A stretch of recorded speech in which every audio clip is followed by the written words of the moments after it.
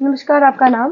मेरा नाम हर्षित गोधा है और यहाँ आप देख सकते हैं कि मैं इज़राइल के तरीके से भोपाल मध्य प्रदेश में एवोकाडो की फ्रूट की खेती कर रहा हूँ और उसकी नर्सरी भी मैंने डेवलप की हुई है। जी, तो आपको ये आइडिया कहाँ से आया था कि आपको एक एवोकाडो की नर्सरी और उसकी प्लांटेशन करनी है? देखिए, बात 2017 की है। उस वक्त मैं यूके में बीबीए की पढ़ाई कर रहा था और मैं हेल्थ एंड फिटनेस को लेके काफ़ी सीरियस था और अभी भी हूँ। तो तब मैं एवोकाडो रेगुलरली खाता था यूके में, और जब जब मैं इंडिया आता था तब मुझे अच्छी क्वालिटी के एवोकाडोज़ नहीं मिलते थे, और जो मिलते थे वो क्वालिटी भी अच्छी नहीं थी और प्राइस भी बहुत एक्सपेंसिव था भोपाल में। तब मैंने सोचा कि हेल्थ एंड फिटनेस का ट्रेंड इंडिया में भी आ रहा है और बढ़ ही रहा है, तो अवोकाडो की भी डिमांड आने वाले टाइम में बढ़ने वाली है, क्योंकि ये बहुत हेल्दी फ्रूट है और ये कीटो और वीगन डाइट्स में इसे बहुत खाया जाता है। तब मार्केट रिसर्च करने के बाद मुझे पता चला कि ये एक्चुअली साउथ अमेरिका का फ्रूट है, और इज़राइल में इसकी बहुत हाईटेक तरीके से खेती होने लगी है, डिस्पाइट हैविंग बहुत एक्सट्रीम क्लाइमेटिक कंडीशन। वहाँ पे ठंड भी ज़्यादा पड़ती है, गर्मी भी ज़्यादा है और पानी भी कम है। उसके बाद भी इज़राइल में एवोकाडो की खेती होती है और इतनी अच्छी होती है कि वह यूरोप एक्सपोर्ट करते हैं। तब मैंने इज़राइल की एवोकाडो इंडस्ट्री को कांटेक्ट करना शुरू किया एंड उनसे पूछा कि क्या मैं आपके यहाँ के काम सीख सकता हूँ। तो उनमें से कुछ ने तो आउटराइट मना कर दिया, कुछ बहुत हेफ्टी अमाउंट चार्ज कर रहे थे, एंड एक ने मुझसे बोला कि हाँ आ जाइए और हम आपको पूरा काम सिखा देंगे। तो उस वक्त मैं लंदन में इंटर्नशिप कर रहा था, तो मैंने अपनी इंटर्नशिप ख़त्म करके फिर मैं 1 महीना इज़राइल चला गया और वहाँ पे मैंने काम सीखा किबुत्स मगान में। और मगान सी ऑफ गैलीली के सदर्न शोर पर है। हम वहाँ पर सुबह 5 से 10 बजे काम करते थे, क्योंकि शाम को दोपहर और शाम को वहाँ पे काम नहीं होता था, क्योंकि गर्मी बहुत बढ़ जाती थी। तो 10 बजे तक काम फील्ड पे रहता था, नोट्स लेता था। उसके बाद मेरे जो मेंटोर थे वहाँ पे, वो मेरे को अपने कलीग से मिलवाते थे, irrigation experts, pack house managers, nursery owners, exporters, marketers. तो इन सब से मिल के मुझे थोड़ा इंडस्ट्री का आइडिया समझ में आया कि मार्केट में क्या प्रेफरेंस की जाती है, कब भेजा जाता है, कोल्ड स्टोर में कैसे रखा जाता है, उगाया कैसे जाता है, कितना फर्टिलाइज़र देना है, कब देना है, ये सब समझ में आया। उसके बाद मैंने अपनी पढ़ाई ख़त्म करी यूके जाके, और फिर मैं इंडिया आके इसका मैंने प्रोजेक्ट लॉन्च करने का सोच लिया था।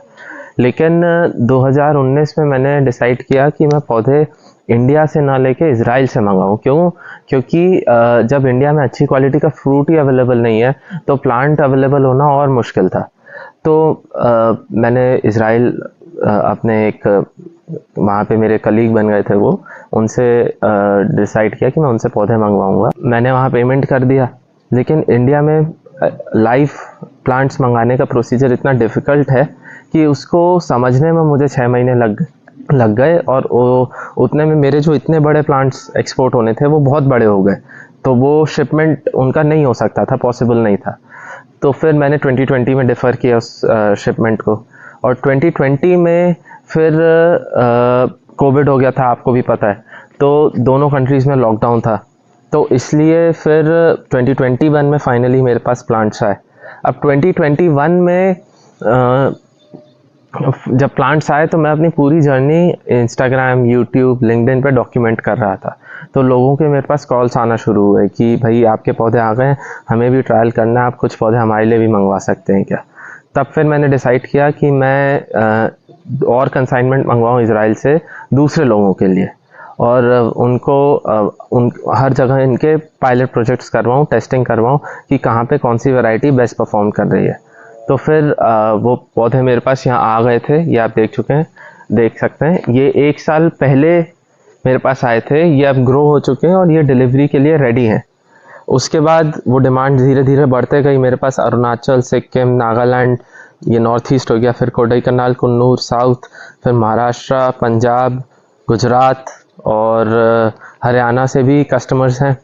और ये मेरा नया लॉट है, आप यहाँ पे देख सकते हैं। ये मई में मेरे पास आया है, एंड मई से लेकर अभी तक की आप ग्रोथ देखिए कि ये इतनी से टाइम में इसकी हाइट कैसी हो गई है। इनको अब हमें बैम्बू स्टिक से सपोर्ट करना पड़ेगा। दूसरी स्पेशल बात ये है कि मैं इज़राइल से ही पौधे क्यों मंगाता हूँ, मैं इंडिया से क्यों नहीं खरीदता। तो उसका मेन रीज़न ये है कि आप यहाँ देख सकते हैं कि ये पौधा यहाँ से ग्राफ्टेड है। ये ग्राफ्ट के नीचे की वैरायटी कौन सी है और ऊपर की वैरायटी कौन सी है, ये दो अलग अलग अवोकाडो ही है, बट अवोकाडो की वैरायटी अलग है। नीचे जो वैरायटी है ये है आशदोत 17 और ऊपर जो लगी है ये वाली है हास वैरायटी। तो ये देखिए आप, यहाँ से ग्राफ्ट है, ये आशदोत 17 और ये हास है। तो वो इसलिए क्योंकि एवोकाडो या कोई भी आप कमर्शियल एवोकाडो नर्सरी में जाएंगे तो वो बताते हैं आपको कि रूट स्टॉक कौन सा यूज़ कर रहे हैं।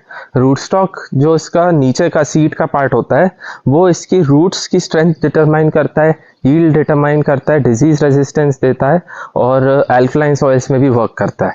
तो इसलिए वो रूट स्टॉक्स इंडिया में अवेलेबल ही नहीं है। इंडिया में लोग रैंडम सीड पे एवोकाडो उगा के उसको ग्राफ्ट करके दे देते हैं। तो इसको कितना समय लगता है एक एवोकाडो प्लांट में एवोकाडो आने में?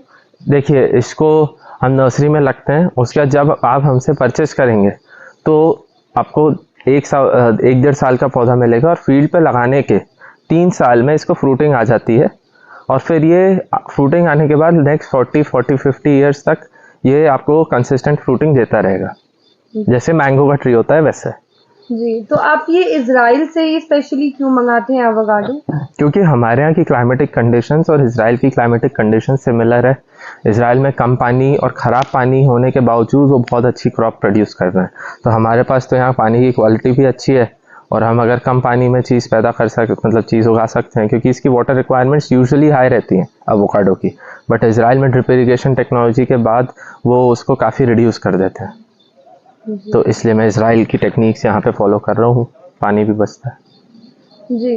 तो जैसे जो ये आपने एवोकाडो का यहाँ पे एक वो गार्डन बनाने का प्लान किया, एवोकाडो ग्रो करना शुरू किया, तो इसमें आपको बहुत सारे प्रॉब्लम्स और बहुत सारी चैलेंजेस इजराइल से यहाँ प्लांट लाने में या फिर एक जगह पे ग्रो करने में हुई होंगी, तो वो ऐसी क्या चैलेंजेस है जो आपको फेस करनी पड़ी? देखिए, इनिशियली तो पौधा मंगाना ही बहुत बड़ा टास्क था, क्योंकि डॉक्यूमेंटेशन करना और लाइसेंसेस लेना बहुत ज़्यादा ब्यूरोक्रेटिक प्रोसीजर था फर्स्ट टाइम के लिए। उसके बाद तो मुझे पता था, तो मेरी आदत में आ गया, तो कोई इशू नहीं है, बट फर्स्ट टाइम के लिए that was very challenging. Second was कि मेरा बैकग्राउंड पढ़ाई में एग्रीकल्चर का नहीं है, बिजनेस का है, तो फिर मेरे को पूरा सीखना पड़ा था कि कल्टीवेशन कैसे होता है और एग्रीकल्चर, मतलब अपने यहाँ का सिस्टम और इजराइल का सिस्टम काफ़ी अलग है। वो काफ़ी एडवांस टूल्स टेक्निक्स यूज़ करते हैं, मुझे यहाँ पे उसके बिना भी मैनेज करना पड़ रहा था। फिर कुछ डिजीज़ पेस्ट्स होते हैं, तो उन सब को कैसे टैकल करना है वो सब मैंने यूट्यूब पे देख देख के या मेंटर से पूछ पूछ के सीखा। तो ये पूरी नॉलेज जो गेन करने का प्रोसीजर था, ये काफ़ी, और अभी भी मैं मतलब सीख ही रहा हूँ, क्योंकि ये तो एवर एक्सपैंडिंग फील्ड है। तो वो काफ़ी चैलेंजिंग था इनिशियली, बट अब मैं इस स्टेज पे आ चुका हूँ कि मैं उसे कर सकता हूँ। जी।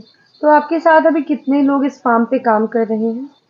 देखिए, हमारे यहाँ 4 तो रेगुलर स्टाफ मेंबर्स हैं ऑन सैलरी बेसिस, बाकी एज एंड व्हेन रिक्वायर्ड हम वर्कफोर्स बढ़ाते कम रहते हैं डेली वेज पे।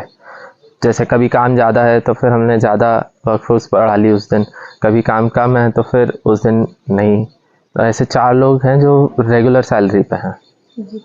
तो अगर आपके पास से किसी को एवोकाडो या उसका प्लांट खरीदना होगा तो वो आपको कैसे कांटेक्ट कर सकता है और उसकी क्या प्राइस होती है? देखिए, अब अगर आपको मुझसे प्लांट्स लेने हैं तो आप हमारी सेल्स टीम को कांटेक्ट कर सकते हैं। उनका नंबर है 6268643227 और इस प्लांट की प्राइस है 3000 रुपीज़ ईच, और जो भी डिलीवरी चार्जेस हैं ये एक्स्ट्रा रहेंगे, तो जो प्राइस है वो एक्स वर्क्स है। और आने वाले टाइम में हम कोशिश करेंगे कि प्लांट की प्राइस कम कर दें, क्योंकि अब मेरे पास यहाँ पे मदर प्लांट्स डेवलप हो रहे हैं, 1.5 साल में वो भी डेवलप हो जाएंगे, तो फिर मैं इजराइल वाले प्लांट्स, आइडेंटिकल प्लांट्स इंडिया में बनाना शुरू कर सकता हूँ। जी। तो ये जो प्लांट्स है ये अभी तक आपने कितने लोगों को सेल किया है? देखिए, अभी मेरी डिलीवरी चालू है। मेरे टोटल कस्टमर जिनने खरीद लिया है और जिनने बुक कर दिया है वो 80 के आसपास होंगे। अलग अलग क्वांटिटीज़ में लिया है सबने, किसी ने 800 तो किसी ने 15, किसी ने 100, किसी ने 300, ऐसे वेरीड है, but all over the country. जैसा कि आप मेरे पीछे देख सकते हैं, ये हमारे एवोकाडो का ऑर्चर्ड है।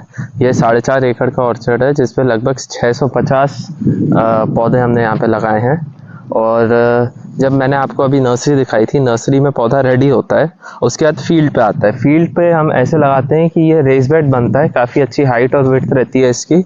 वो पानी इसकी रूट्स को क्लॉग ना करे, इसलिए रेस बेड पे बनाया जाता है। ये स्टैंडर्ड प्रैक्टिस है इजराइल में और यहाँ पे भी हम वही फॉलो कर रहे हैं। उसके बाद हर पौधे पे डबल ड्रिप लाइंस गई हैं क्योंकि इसकी वाटर रिक्वायरमेंट हाई रहती है। और उसके बाद लगाते वक्त हमने जैसे इसको प्रूनिंग करना पड़ता है।